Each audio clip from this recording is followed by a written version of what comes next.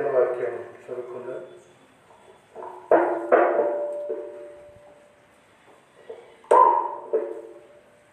పరిశుద్ధ బైబిల్ గ్రంథంలో నుండి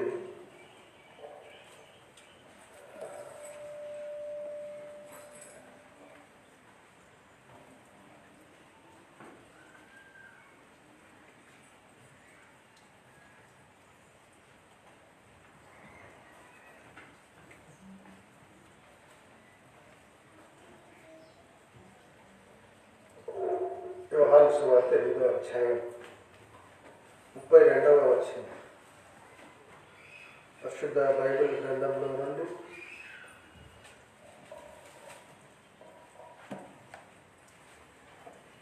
యోహాను సువార్త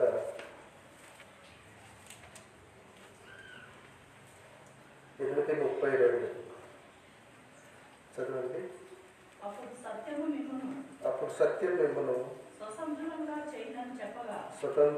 చేయనని చెప్పగా.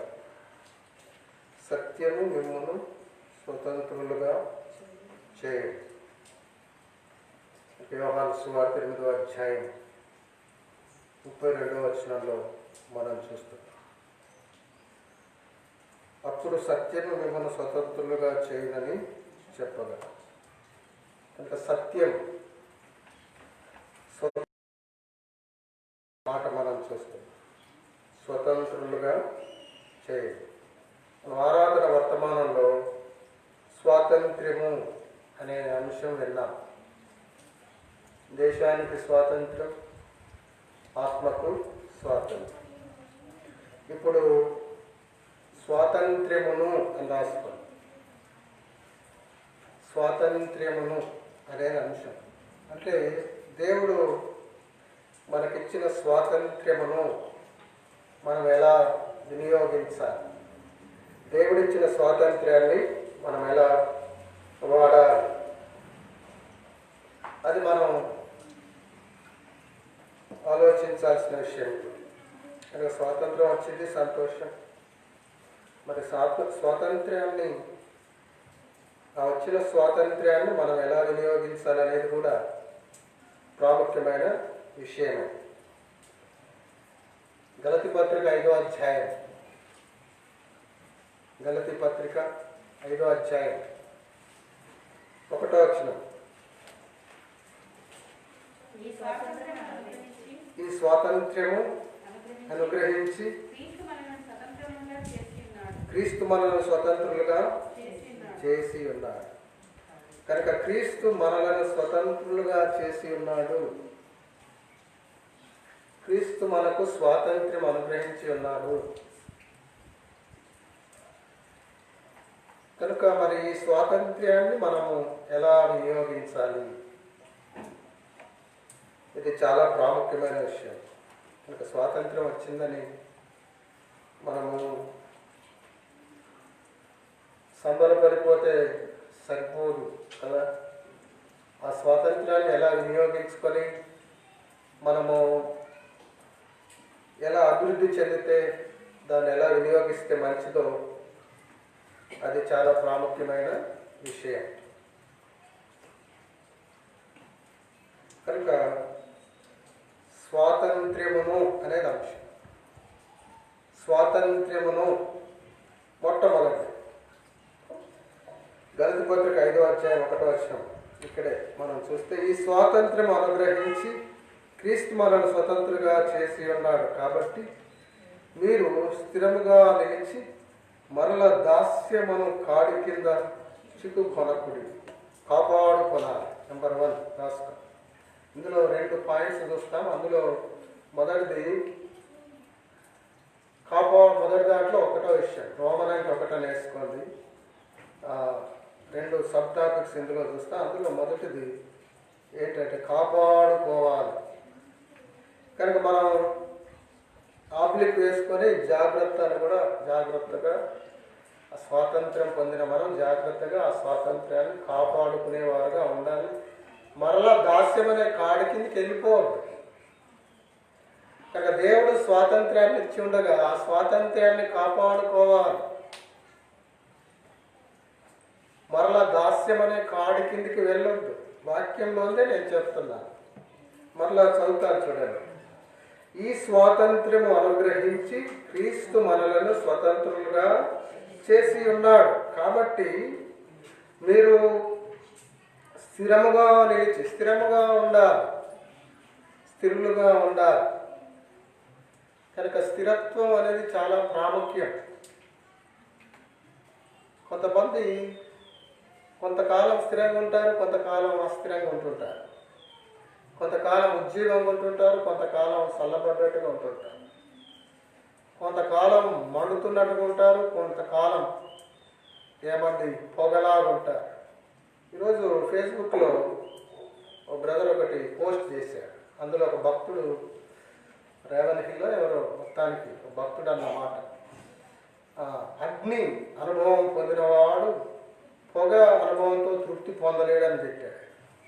కనుక అంటే ప్రకాశించి వెలిగించబడి ప్రకాశిస్తున్నవాడు మళ్ళా చల్లారడం అనేది సరైనది కాదు. ఆ పొగ అగ్ని అనుభవం పొందిన తర్వాత పొగతో సంతృప్తి చెందకూడదు, చెందలేడు అని అలాంటి భావన ఇచ్చే మాట చెప్పాడు. కనుక స్థిరంగా ఉండాలి. ఉజ్జీవింపబడ్డప్పుడు ఆ ఉజ్జీవంతో ముందుకు ఇంకెక్కువగా సాగుతుండాలి. కనుక ఆనాడు మిషనరీలు ఎంతో చేశారు, ఎన్నో చేశారు భారతదేశ స్వాతంత్ర్యం కొరకని. నిన్న దినం ప్రకాష్ గారు యూట్యూబ్లో చర్చలో చెప్పారని నేను ఆరాధన వర్తమానంలో చెప్పాను. ఎన్నో విషయాలు చెప్పారు. అందులో ఒక చివరిలో విషయం ఏంటంటే, ఈ రోజుల్లో క్రైస్తవుల పాత్ర ఏంటి, నవభారత నిర్మాణం కొరకు, లేక మనం ప్రపంచానికి ఆశీర్వాదకరం కదండి క్రైస్తవుడు అంటే, తోటి వారికి మేలు చేసేవాడు కదండి. కనుక మరి మనము ప్రపంచానికి ఆశీర్వాదకరంగా ఉండడానికి ఈ దేశ నిర్మాణంలో ఇది సరైన రీతిలో దేశం అభివృద్ధి చెందేలా క్రైస్తవులుగా ఇప్పుడు మనం ఎందుకు వెనకబడి ఉన్నాం అనేది ఒక పాయింట్ అక్కడ చివరిలో. ఒకప్పుడు మిషనరీలు అంత త్యాగపూరితంగా పనిచేసి భారతదేశ అభ్యున్నతికి పాటుపడ్డారే మన పితరులు. మరి ఇప్పుడు భారతదేశ క్రైస్తవులుగా మనం ఏ స్థాయిలో ఉన్నాం అనేది ప్రశ్న అన్నట్టు.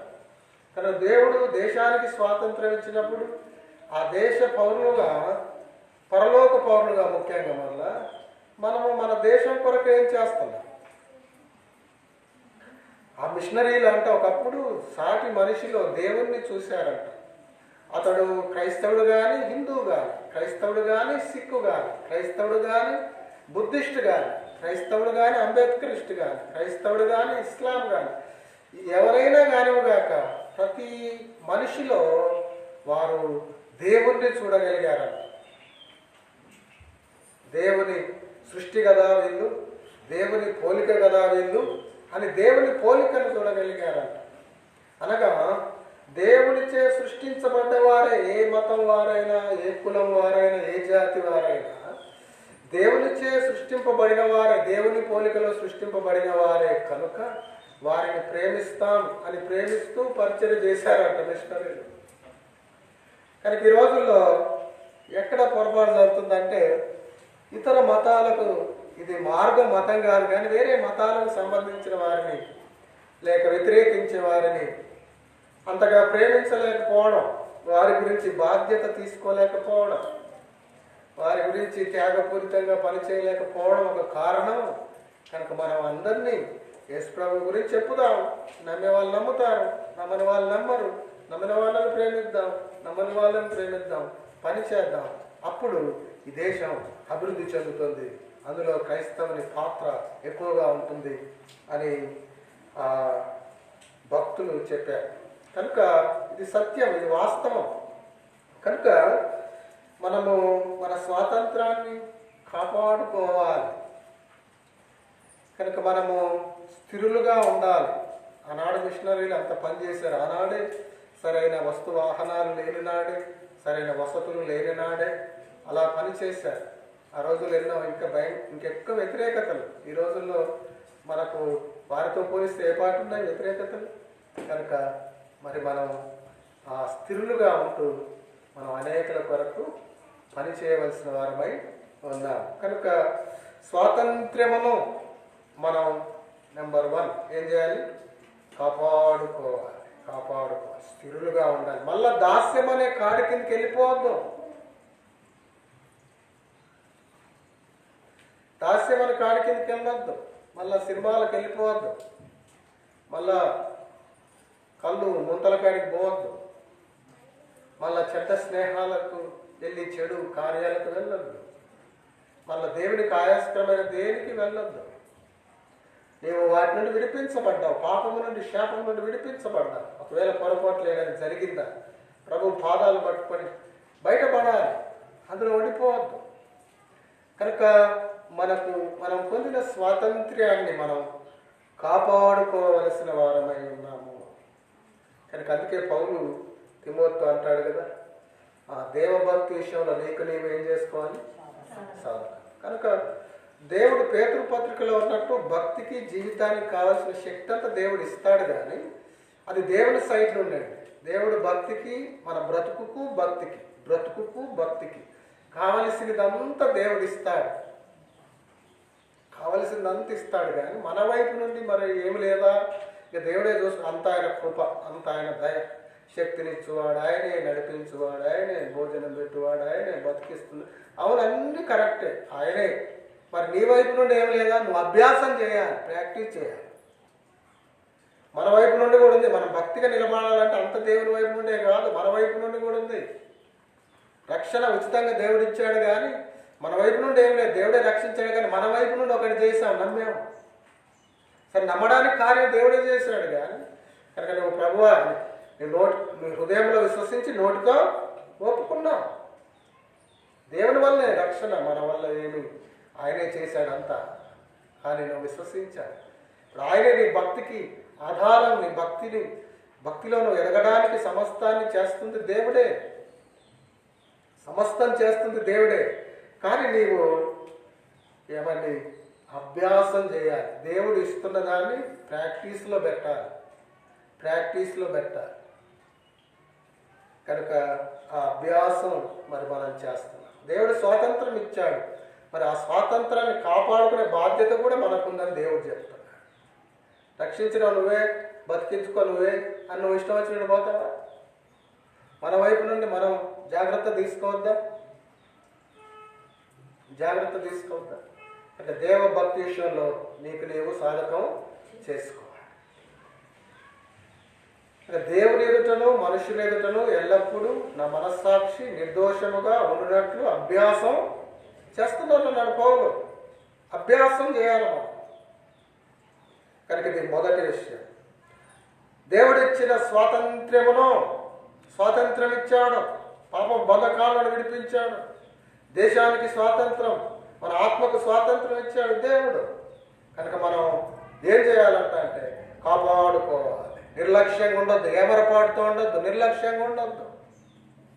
మనం చురుగ్గా ఉండాలి. మన సెన్సిటివ్నెస్ పోగొట్టుకోకూడదు భక్తిలో. ఒక కుష్ఠరోగి చేయిని తీసుకుపోయి రొట్టెల పెంక మీద పెడితే హాయిగా ఉంటుంది ఆయనకు.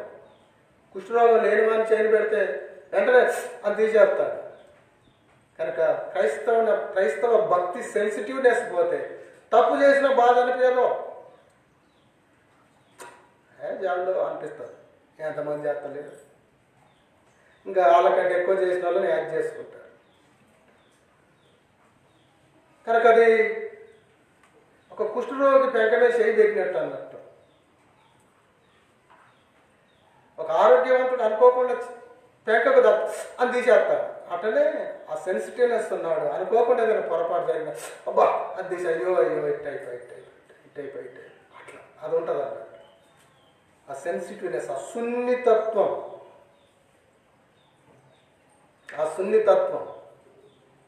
గతంలో చెప్పాను ఒక ఇలిస్ట్రేషన్. ఒక చెరువు ఒడ్డున ఒక చాకలైన ఉతికే బండ ఉందంట. ఆ బండ కింద అన్ని కప్పలు ఉన్నాయంట. ఒక కొత్త కప్ప, ఎప్పుడు బండ కిందకి రాని కప్ప లేటెస్ట్గా వచ్చిందంట. ఆ బండ కిందకి వచ్చి అరే భలే ఉంది, హాయిగా ఉందని అది చాలా సంతోషపడుతుందంట. కొద్దిసేపు చాకలైన వచ్చాడు, ఇంకా దెబ్బలేస్తున్నాడు, ఉస్సోయ్ అని కొడుతుంటే మా అమ్మ ఇదేందరూ అని ఎగిరిపడుతుందంట. ఎగిరిపడి భయపడి పరిశాన్ అవుతుందంట. అప్పుడు సీనియర్ కప్పులు ఉంటాయి కదా, సీనియర్ కప్పులు అంటే ఏం పర్వాలేదు, ఏం కాదు, లైట్ తీసుకోవాలి, ఏం పర్వాలేదు, లైట్ తీసుకో. ఇసోటి దెబ్బలు ఎంతమంది కొట్టిపోయారు, ఇలాంటి ఉతుకులు ఎంతమంది ఉతుకుపోయారు, ఏం కాదమ్మా నీకెంత. కానీ చూసారా, కొందరు వాక్యం అందినప్పుడు వెంటనే స్పందిస్తుంటారు. కొంతమంది మొద్దుబారిపోయినట్టుగా విని విని విని మొద్దుబారిపోయిన చెప్పుకుంటారు, మనం చేసేది చేద్దాం అన్న టైప్ ఉండేవాళ్ళు ఉంటారు. కనుక ఆ సీనియర్ కప్పలు లైట్ తీసుకుంటున్నాయి, ఆ జూనియర్ కప్ప స్పందిస్తుంది. చూసారా, కనుక అంటే జస్ట్ అది ఇన్స్పిరేషన్, ఉదాహరణ అర్థం కావడానికి. కనుక అంటే స్పిరిచువల్ సెన్సిటివ్నెస్, సున్నితత్వం ఉందా నీకు? మొద్దుబారిపోయినావా?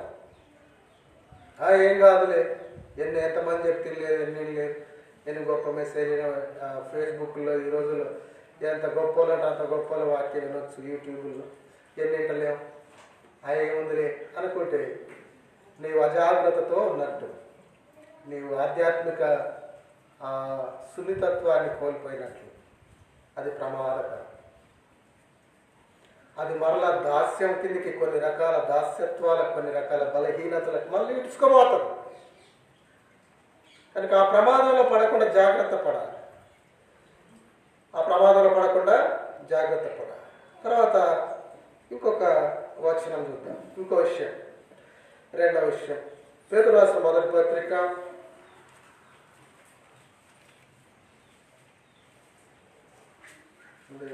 2వ అధ్యాయం 16వ వచనం.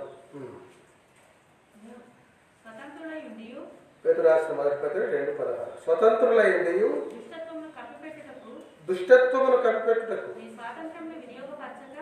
రెండవది, మనకిచ్చిన స్వాతంత్రాన్ని తప్పుగా వినియోగించదు. రాసుకున్నాం, తప్పుగా వాడద్దు.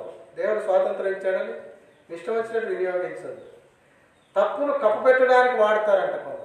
అది వాడే అవకాశం ఉంది, వాడుతుంటే చూసో లేక వాడే అవకాశం ఉందో ఇక్కడ దేవుడు రాయించాడు, చూసారా. కనుక దేవుడు ఎంతో స్పష్టంగా ఇక్కడ రాయించాడు పేతురు ద్వారా. స్వతంత్రులై ఉండు, దేవుడు స్వతంత్రం ఇచ్చాడు, స్వతంత్రులై ఉండండి, తప్పు లేదు. అయితే దుష్టత్వమును కప్పిపెట్టుటకు మీ స్వాతంత్రము వినియోగపరచక దేవునికి దాసులను లోబడి. దుష్టత్వమును కప్పిపెట్టడానికి వినియోగించుకోవద్దు మన స్వాతంత్రం. దేవుడిచ్చిన స్వాతంత్రాన్ని మనం తప్పు చేసి ఆ తప్పును కప్పిపుచ్చుకోవడానికి వాడద్దు, తప్పుగా వాడద్దు, తప్పుగా వాడద్దు.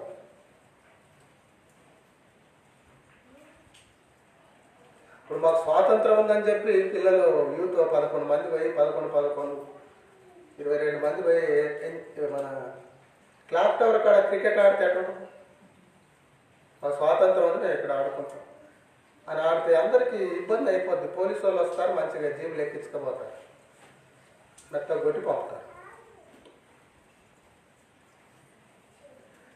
కనుక స్వాతంత్రం ఉంది కానీ కర్రసాము చేస్తామా? 10 మందిలో ఎవరు లేని కాదు చేస్తాం. అలాగే మనకు దేవుడు స్వాతంత్రం ఇచ్చి ఉండగా మనం ఇష్టానుసారం బ్రతకడానికి లేదు. మనకు పద్ధతి ఉంది.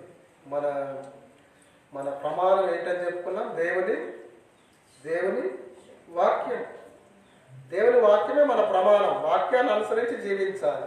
మనకు లభించిన దాన్ని బట్టి క్రమంగా బ్రతకాలి.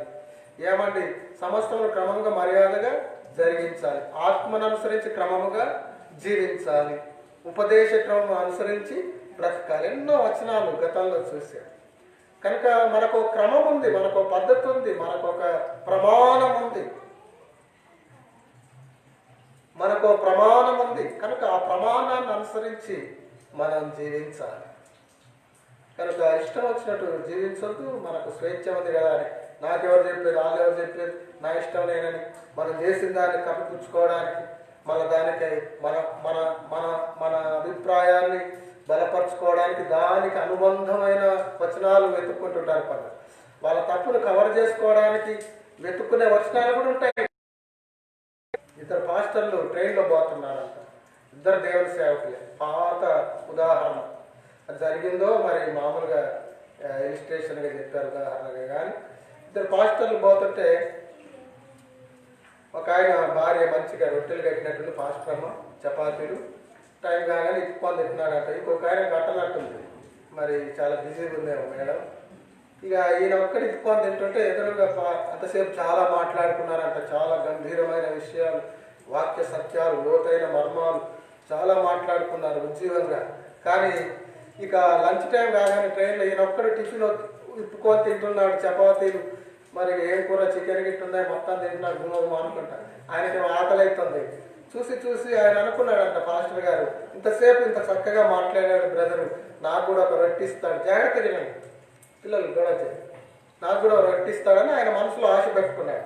పాస్టరే కదా, కోటి పాస్టర్ ఎదురు కూర్చుంటే చూస్తుంటే తింటాడా, అబ్రాహ్మణ తింటారా, తినడానికి తప్పకుండా ఇస్తారు ఒక రొట్టె అని ఆయన అనుకుంటుంటే అస్సలు ఇస్తలేడంట, తింటనే ఉన్నాడు ముక్కలు ముక్కలు. అప్పుడు ఆయనకు ఆగలేక మొత్తానికి ఆయన డైరెక్ట్ అడగలేక ఆయన అంటున్నాడు, నిన్ను వారిని పొరుగు వారిని ప్రేమించు, నిన్ను వారిని పొరుగు వారిని ప్రేమించు అంటున్నాడు. వాక్యం తీసి కోడ్ చేసి చెప్తున్నాను, నిన్ను వారిని పొరుగు వారిని ప్రేమించు, నిన్ను వారిని పొరుగు వారిని ప్రేమించు అని అటు చెప్తుంటే వింటున్నాడంట. వినుకుంటేనే తింటూ ఆయన అంటున్నాడంట, ఇతరుల సొమ్ము ఆశించకు, ఇతరుల సొమ్ము ఆశించకు అని తిరుగుతున్నాడంట ఆయన. ఎట్టో చూసారా చూసారా, వాళ్ళ విధానాన్ని బలపరుచుకోవడం, కవర్ చేసుకోవడం కోసం రిఫరెన్స్లు కూడా వాడతారు, వాక్యాన్ని కోడ్ చేస్తారు. మరి ఇచ్చారు ఒక రొట్టె ఇచ్చేదానికి ఇతరుల సొమ్ము ఆశించక, కనుక ఇలా కూడా ఉంటారు కొందరు. కాబట్టి మనము మనకిచ్చిన స్వాతంత్ర్యాన్ని ఎలా వాడకూడదు, తప్పుగా వాడకూడదు. వాక్య క్రమంలో వాడాలి, వాక్యానుసారం వాడాలి. వాక్యమే మన పద్ధతి. దేనికైనా మనం ఎలా జీవించాలని గతంలో మనం చెప్పుకున్నాం. ప్రతి ప్రశ్నకు మన ప్రతి ప్రశ్నకు జవాబు ఉంది, ప్రతి సమస్యకు పరిష్కారం ఉంది బైబిల్లో. కనుక ప్రతి విషయంలో మనం ఎలా నడుచుకోవాలో, ప్రభువా ఈ ఇష్యూ వచ్చింది, ఇప్పుడు ఈ విషయము దీంట్లో ఏ నిర్ణయం చేయాలో నాకు సరిగా అర్థం కావట్లేదు అంటే వాక్యం చదువు, దేవుడు నీకు తప్పకుండా ఆన్సర్ ఇస్తాడు. నీకు ఒక సమస్య ఉంది ప్రభా, దీని నుంచి ఎట్లా బయటపడాలో అర్థం కావట్లేదు అంటే వాక్యం పట్టుకో, వాక్యం దగ్గర మోకాల్లోను నీకు పరిష్కారం డెఫినెట్ దొరుకుతుంది. కనుక ప్రతి ప్రశ్నకు ఆన్సర్ ఉంది వాక్యంలో. కనుక ఆ వాక్యమే మన ప్రమాణం. ఆ మధ్య చిన్నజీయర్ స్వామి ఒక మీటింగ్లో అంటున్నాడు, క్రైస్తవులకు ప్రమాణం ఉంది అంటున్నాడు. అవును, క్రైస్తవుల ప్రమాణం ఉంది, అది వాక్య ప్రమాణం. కనుక మనకు వాక్య ప్రమాణం ఉంది, ఆ వాక్యాన్ని అనుసరించి మనము జీవించాలి. గతంలో క్రమం అని చూసినప్పుడు ఎన్నో వచనాలు అందులో చూశాను. మంచిది. ఇప్పుడు రెండవది రోమన్ అంకె 2, రోమన్ అంకె 1లో మనం కాపాడుకోవాలి మన వంతుగా మనం. రెండవది మన స్వాతంత్ర్యాన్ని తప్పుగా మనము వాడకూడదు. ఇప్పుడు రోమన్ అంకె 2లో 1 మనం చూద్దాం. కొరింథీయులకు రాసిన మొదటి పత్రిక, ఇందులో ఒక 4 వచనాలు చూద్దాం. కొరింథీయులకు రాసిన మొదటి పత్రిక 7వ అధ్యాయం. దేవుడు దేశానికి స్వాతంత్రం ఇచ్చాడు, మన భారతదేశానికి. దేవుడు మన ఆత్మకు స్వాతంత్రం ఇచ్చాడు. పాప మరణం నియమం నుండి విడిపించాడు, పాపం నుండి విడిపించాడు, శాపం నుండి విడిపించాడు, విమోచించాడు. కనుక ఇప్పుడు మనకున్న స్వాతంత్ర్యాన్ని మనం ఎలా వినియోగించుకోవాలి? ఇది సమయోచితమైన, సందర్భానుసారమైన సందేశం. కొరింథీ మొదటి పత్రిక 7వ అధ్యాయం 22వ వచనం చదవండి. ప్రభువునందు పిలువబడిన దాసుడు, ప్రభువు వలన స్వాతంత్ర్యం పొందినవాడు, ఆ ప్రకారమే స్వతంత్రుడై ఉండి పిలువబడిన వాడు క్రీస్తు దాసుడు. కనుక ఇప్పుడు పాపము నుండి విడిపించబడిన మనము, పాప దాస్యం నుండి విడిపించబడిన మనము ఇప్పుడు దేవుని దాసులం. కనుక నెంబర్ 1, రోమన్ అంకె 2లో నెంబర్ 1 ఏంటంటే మనము దేవునికి దాసులమై ఉండాలి. మొదటి దాంట్లో మనం చూసాం, మనము మన స్వాతంత్రాన్ని కాపాడుకోవాలి. మన స్వాతంత్రాన్ని దుర్వినియోగం చేయొద్దు, తప్పుగా వాడద్దు. రోమన్ అంకె నెంబర్ 2, మనము పాపమునకు దాసులమైనగా విడిపించాడు, ఇప్పుడు మనం దేవుని దాసులం కనుక ఆ దాసత్వం గొప్ప భాగ్యం. దేవుని దాసులమని, దేవుని దాసులుగా, ఆయన ప్రభువుగా, ఆయన చిత్తాన్ని నెరవేర్చేవారుగా మనం ఉండాలి. ఎంత చక్కగా పౌలు రాశాడండి ఇక్కడ 7:22లో ఇప్పుడు వచ్చిన భాగమే మళ్ళీ చదువుతాను. ప్రభు నందు పిలువబడిన దాసుడు ప్రభు వలన స్వాతంత్ర్యం పొందినవాడు, ఆ ప్రకారమే స్వతంత్రుడై ఉండి పిలువబడిన వాడు క్రీస్తు దాసుడు. రోమపత్రిక 6:18 వచనం, కొన్ని వచనాలు దీనికి అనుబంధంగా కొన్ని చూద్దాం. రోమీయులకు రాసిన పత్రిక 6:18 వచనం, పాపము నుండి విమోచింపబడి నీతికి దాసులైతిరి, ఇది దేవునికి అద్భుతం ఈ వర్ణన.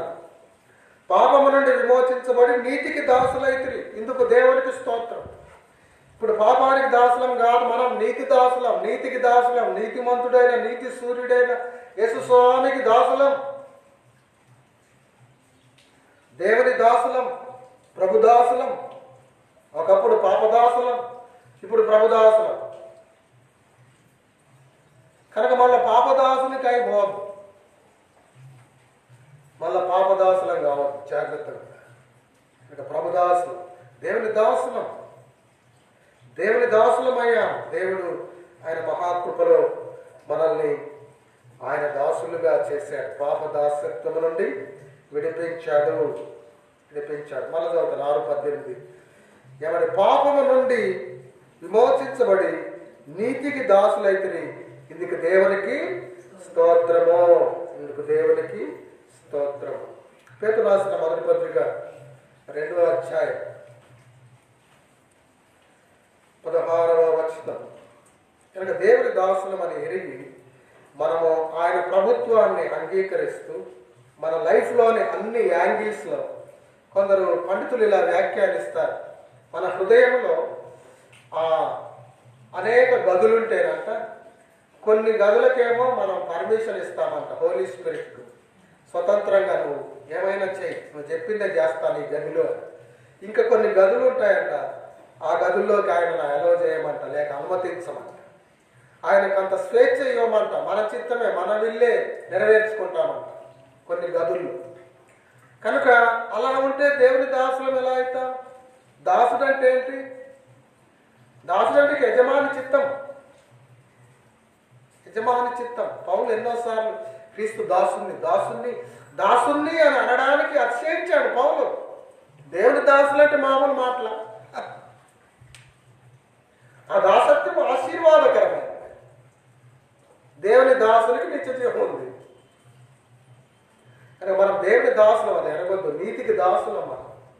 కనుక నీతికి దాసులమైన మనము నీతిని నెరవేర్చువారుగా ఉండాలి, నీతిని అనుసరించి జీవించేవారుగా ఉండాలి, ఆ నీతిమంతునికి మహిమ తెచ్చేవారుగా ఉండాలి, ఆ నీతిమంతుని చిత్తాన్ని నెరవేర్చేవారుగా మనం ఉండాలి.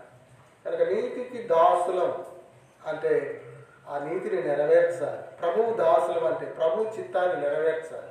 అందుకే ప్రభు పరలోకమందున్న మా తండ్రి, నీ నామము పరిశుద్ధపరచబడుగాక, నీ రాజ్యం మాకు వచ్చునుగాక, నీ చిత్తం పరలోకమందు నెరవేరినట్లు భూలోకమందు నెరవేరునుగాక, మా అనుదిన ఆహారం నేడు మాకు దయచేయండి, మా అపరాధములను మా ఆయన అపరాధం చేసిన మేము మన్నించిన మా అపరాధాలు మీరు మన్నించండి, మా శోధనలతో దృష్టి నుండి తప్పించండి, ఎందుకంటే రాజ్యం శక్తి మహిమ నిరంతరం నీవై ఉన్నావు తండ్రి, ఆమేన్. ఎందుకంటే మా తాతల కాలంలో సిఎస్ఐ బ్యాక్గ్రౌండ్ నుంచి వచ్చాం కనుక అది బాగా తెలుసు. ఇక మా అమ్మమ్మ వాళ్ళలో రోమన్ క్యాథలిక్, అవి కూడా కొన్ని తెలుసు. దేవర ప్రసాదం చేత నిండిన మరియమ్మ నీ కొందనాలు అనేది ఉంటాయి, ఏమంటారు, పితాపుత్ర పవిత్రాత్మ. కనుక అవి కూడా తెలుసు కదా. అప్పుడు మా అమ్మమ్మ ఊరికి పోతే తాతయ్యకి అక్కడికి పోయి చిన్నప్పుడు. కనుక ఇలా కొన్ని తెలిసి ఉన్న విధానాల నుంచి వచ్చిన అవి కొంచెం తెలిసి ఉన్నాయి. దేవుడు ఆయన దయలో ఆయన కనికరించాడు, రక్షించాడు, ఆయన వాక్యానుసారమైన విధానంలో కొనసాగింప చేస్తూ ఉన్నాడు. కనుక ఆ ఆ ప్రార్థన కేవలం ఆ ప్రార్థన పరలోక ప్రార్థన, దేవుడు నేర్పిన ప్రార్థనని ఆ ప్రార్థన వల్లించి వెళ్ళిపోతే ప్రార్థించినట్టు కాదు. అక్కడ ఆ ప్రార్థనలోని విషయాలు నెరవేర్చాలని దేవుడు కోరాడు. యేసు స్వామి చెప్పాడు, నీ చిత్తం పరలోకము నెరవేరినట్లు భూమి యందు. కనుక నా జీవితంలో నెరవేరాలి. కనుక దేవుని చిత్తం నెరవేర్చుటే ప్రార్థన. అలా జీవించినప్పుడే ఆ ప్రార్థన మీరు చేసిన అర్థవంతమైంది అన్నట్లుగా. కనుక కొందరు కేవలం వల్లిస్తున్నారు, దేవుని చిత్తానికి తావలేదు, సొంత చిత్తమే, వాళ్ళ ఇచ్చే, వాళ్ళ బుద్ధే, వాళ్ళ నిర్ణయమే, వాళ్ళ అభిప్రాయమే. కనుక అలా ఉంటున్నారు.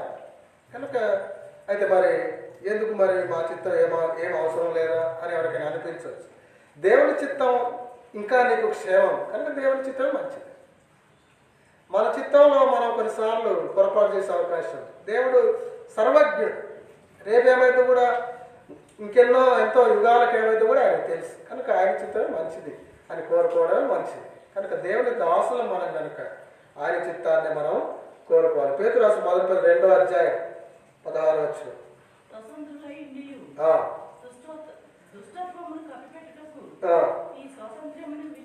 మీ స్వాతంత్ర్యమును వినియోగపరచక దేవునికి దాసులము. చూసారా, ఆ మాట తీసుకోవాలి. కనుక దేవునికి దాసులము, మరలా ఈ వచ్చిన తర్వాత కూడా చూస్తాం. దేవునికి దాసులము కనుక మనము దేవుని దాసులమైన. ఇంకొక చోట కూడా కొలస్సీ పత్రికలో చాలా చక్కగా పౌలు రాస్తారు. కొలస్సీలకు రాసిన పత్రిక, కొలస్సీలకు రాసిన పత్రిక. ఇక మరియమ్మ మన వలనే విశ్వాసి, మరియమ్మ మన వలనే మనిషి. మరియమ్మ గర్భాన్ని దేవుడు ఆయన ఉపయోగించుకొని ఈ లోకానికి వచ్చాడు. పరిశుద్ధ జన్మ, పురుష సంయోగం లేని జన్మ యేసు ప్రభు. మరియమ్మ దయాప్రాప్తురాలు అంతే, దేవత కాదు. మరియమ్మను పూజ చేయడం ఆ వాక్యానికి బద్ధ విరుద్ధం. మరియమ్మే లూకాసు వార్తలో గొప్ప ఆరాధన చేసింది యేసు ప్రభు. కనుక అది మనసులో పెట్టుకోవాలి. ఎందుకని చెప్పానంటే, నేను ఏదో దేవర ప్రసాదం నిండిన మరియమ్మ అని అది చదివాను కదా, అది నేను అంటారు జపాన్. అందుకని మళ్ళీ ఎవరన్నా బ్రదర్ చదివాడు, నేను చదువుతాను కానీ పోయి, అందుకే మళ్ళీ చెప్తాను. చిన్నప్పుడు అది అప్పుడు తెలియని విషయాలు అలా జరిగాయి అని చెప్పారు. కొలస్సీ పత్రిక 3వ అధ్యాయం 24వ వచనం. ప్రభువు వలన స్వాస్థ్యమును ప్రతిఫలముగా పొందుదుమని ఎరుగుదురు గనుక మీరేమి చేసినను అది మనుషుల నిమిత్తము కాక ప్రభువు నిమిత్తమని మనస్ఫూర్తిగా చేయుడి. మనస్ఫూర్తిగా మీరు ప్రభువైన క్రీస్తునకు దాసులై ఉన్నారు. ఇక్కడ కూడా ప్రభువైన క్రీస్తునకు దాసులై ఉన్నారు, మీరు మనస్ఫూర్తిగా చేయుడి అనే మాటలు మనం చూస్తాం. కనుక ఈ వచనాలన్నీ కూడా మనం చూసినప్పుడు మనం దేవుని దాసులం. ఒకప్పుడు పాపానికి దాసులం, ఇప్పుడు నీతికి దాసులం. కనుక ఆ నీతి మంతుని చిత్తాన్ని నెరవేరుస్తూ మనము ముందుకు సాగాలి. రెండవది, ఇప్పుడు మొదటిది ఒక మాటలు చెప్పాలంటే ఆ రెండు విషయాలు కలిపి కూడా మనం కాపాడుకోవాలి, తప్పుగా వాడద్దు, కాపాడుకోవాలి. రెండవది మనం చూసినప్పుడు దేవునికి దాసులుగా ఉండాలి. మూడవది ఏంటంటే, ఇది కూడా చాలా ప్రాముఖ్యం. ఈ దేవుని దాసులుగా ఉంటాం కానీ అని ఈ విషయంలో కొందరు వెనకాడుతుంటారు. గలతీ పత్రిక 5వ అధ్యాయం, గలతీ పత్రిక 5వ అధ్యాయం. నేను స్వతంత్రం, నీకు ఎవరితో నాకేంట అన్నట్టుగా వ్యవహరిస్తుంటారు. 5:13. సహోదరులారా, మీరు స్వతంత్రులుగా ఉండుటకు పిలువబడితే, అయితే ఒక మాట,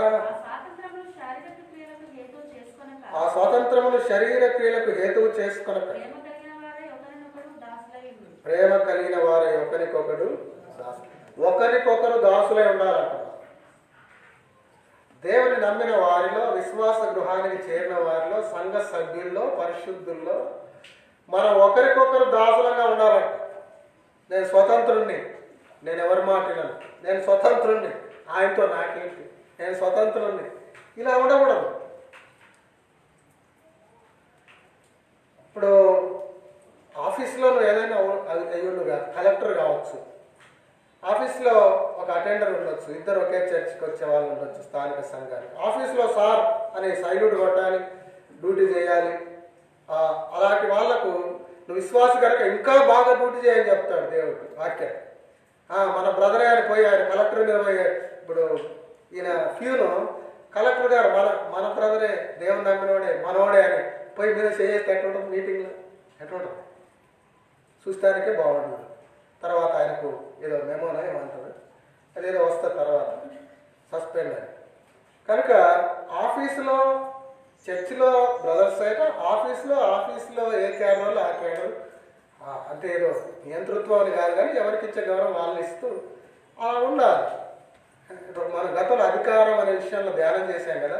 విశ్వాసి అయిన అధికారి ఎవరైనా ఇంకెక్కువగా పనిచేయాలంట, విశ్వాసి కాబట్టి. ఆయన విశ్వాసి, నా బాసు విశ్వాసి కనుక ఇంకెక్కువ పని చేయాలంట. ఆయనేమో విశ్వాసి, నా పనివాడని, ఆయన ఇంకెక్కువ ప్రేమించాలి. దేవుడు అంత గొప్పోడండి అసలు, ఎవరికి ఏం చెప్పాలో వాళ్ళకని చెప్పేసి.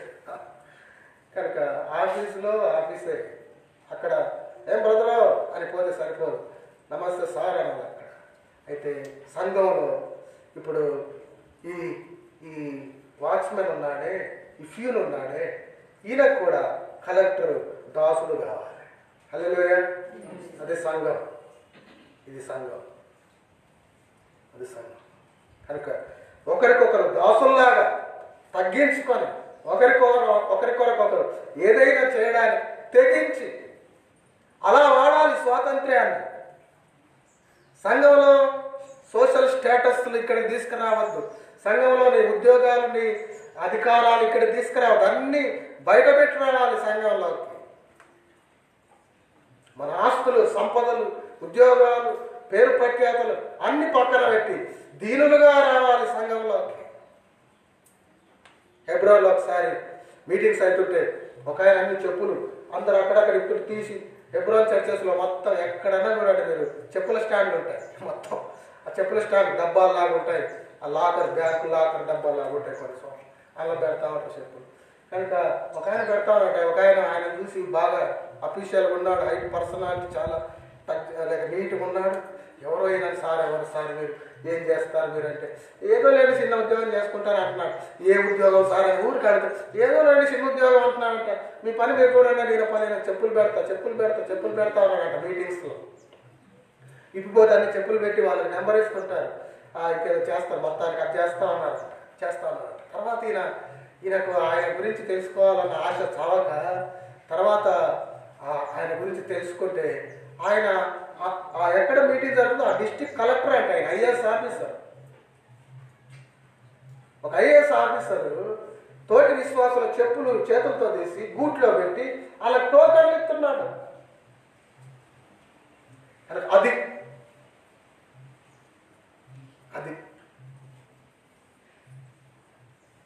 కనుక సంఘంలో మన ఉద్యోగాలు కానీ, మన హోదాలు కానీ, మన ఫైనాన్షియల్ స్థితిగతులు కానీ ఏవి కానీ మనం వాటిని చూపించుకునే ప్రయత్నం ఎప్పుడు చేయద్దు. మనం దీనులుగా రావాలి, ఒకరికొకరు దాసులుగా నేర్చుకోవాలి అని వాక్యం చెప్తుంది. కనుక పేతురు మొదటి పత్రికలో కూడా అదే ఉంది. చదవండి 2:16, 2 ఇంతకుముందు చదివాం కదా, అదే మళ్ళీ ఈ వచ్చిన మళ్ళీ ఒకసారి చదవండి. గలతీ 5:13 వన్స్ అగైన్. సహోదరులారా, చిన్న పదమని ఇంగ్లీష్ వాడారు. సహోదరులారా, మీరు స్వతంత్రులుగా ఉండటకు పిలువబడితిరి. అయితే ఒక మాట, ఆ స్వాతంత్రమును శారీరక క్రియలకు హేతువు చేసుకొనక ప్రేమ కలిగిన వారే. అద్భుతం. దేవుని దాసులే కాదు, మనం తోటి వారికి దాసులుగా ఉండాలి. అలాగే అలాంటి మనసు కలిగి ఉండాలి, ప్రేమతో పరిచర్య చేయాలి. బ్రదర్ చెప్పండి ఏం కావాలంటారు, ఏం చేయమంటారు, మన పనుందా బ్రదర్? అలా పేతురు మొదటి పత్రిక 2:16 ఇది చదవండి, ప్రార్థన చేస్తాం. స్వతంత్రులైండి దుష్టత్వమును కప్పిపెట్టుటకు మీ స్వాతంత్ర్యం వినియోగపరచక దేవునికి దాసులమని లోబడి ఉండండి. తప్పులు కనిపెట్టుకోవడానికి వాడుకోకండి, ఒకరికొకరు లోబడి ఉండండి.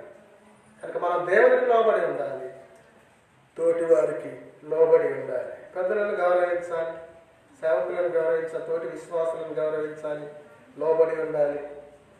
కనుక స్వతంత్రం, దేవుడు నాకు స్వతంత్రం ఇచ్చాడు, నా ఇష్టం కాదు, నేను ఎవరి మాట వినను, నా ఇష్టమే ఇష్టము అనుకోవడానికి లేదు. కనుక 2 విషయాలు మనం చూసాము. అందులో మొదటిది ఏం చెప్పండి? 3 విషయాలు చూసాము. మొదటిది, మనం మన విశ్వాసాన్ని కాపాడుకోవాలి, మనము మన స్వాతంత్రాన్ని తప్పుగా వాడుకోవద్దు. ఇది ఒకటి. రెండవది మనం చూస్తే మనం దేవునికి దాసులై ఉండాలి, ఆయన చిత్తాన్ని నెరవేర్చాలి. రెండవది. మూడవది మనం చూస్తే మనం ఒకరికొకరు దాసులమై ఉండాలి. అప్పుడు దేవుడు మనకిచ్చిన స్వాతంత్ర్యాన్ని మనం సరిగా వినియోగించిన వారం అవుతాం. స్వాతంత్ర్యమును కాపాడుకో, స్వాతంత్ర్యమును తప్పుగా వాడకు. స్వాతంత్ర్యము పొందిన నీవు దేవుని దాసుడవని మరవకు. స్వాతంత్ర్యం పొందిన నీవు తోటివాడికి దాసుని వలె వ్యవహరించాలని ఏనాడు మరవకు అన్నది నేటి సందేశం. కనుక మనం ఆ రీతిగా ఇంకెక్కువగా సాగుదాం. ఒకవేళ ఈ విషయంలో గతంలో తెలుసో తెలియక తప్పుగా ఏదైనా వ్యవహరిస్తే క్షమాపణ అడుగుదాం. కనుక మన దేవుడు మనకిచ్చే స్వాతంత్ర్యాన్ని కాపాడుకుందాం. మన దేశ క్షేమం కోసం మనం పాటుపడదాం, ఆత్మీయుల క్షేమం కోసం పాటుపడదాం. తిరిగి మన స్వాతంత్ర్యాన్ని తప్పుగా ఎప్పుడూ వాడద్దు, సెన్సిటివ్నెస్ పోగొట్టుకోకూడదు. దేవునికి దాసులుగా దేవుని చిత్తాన్ని నెరవేరుద్దాం. ఒకరికొకరు దాసులుగా మనం ఉండడానికి ఇష్టపడదాం. మనం అహంకారానికి, అహంభావనకు, స్పిరిచువల్ ప్రైడ్ రాకుండా, ఈగో అనేది ఏనాడు మనలో మరలా తొంగి చూడకుండా జాగ్రత్త పడదాం. దీనులుగా, ఒకరికొకరు దాసులుగా, ఒకరికొకరు పరిచర్య చేసుకుంటూ ప్రభువులో అభివృద్ధి చేద్దాం. Let us pray. ప్రార్థన. ఓ మంచి తండ్రి, స్వాతంత్ర్యమును అనే అంశం ద్వారా మాతో మాట్లాడినా మీ మాటలన్నిటి బట్టి వందనాలు. ఏ ఉద్దేశంతో మీరు మాతో మాట్లాడారు ఆ ఉద్దేశాలు నెరవేర్చుకోండి. సంఘాన్ని సకల పరిశుద్ధులను దీవించమని క్రీస్తు ప్రభువు ద్వారా విశ్వాసంతో స్తుతించి ప్రార్థిస్తున్నాము తండ్రి.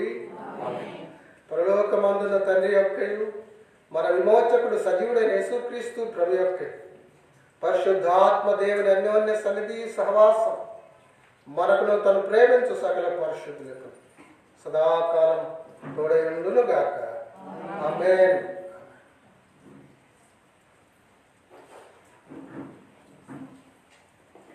Praise the lord. ఒకరొకరు కలిసి వెళ్ళండి, విన్న వాక్య ప్రకారం ప్రవర్తిస్తూ ఇంకెక్కువగా వర్ధిల్లండి. Praise the lord.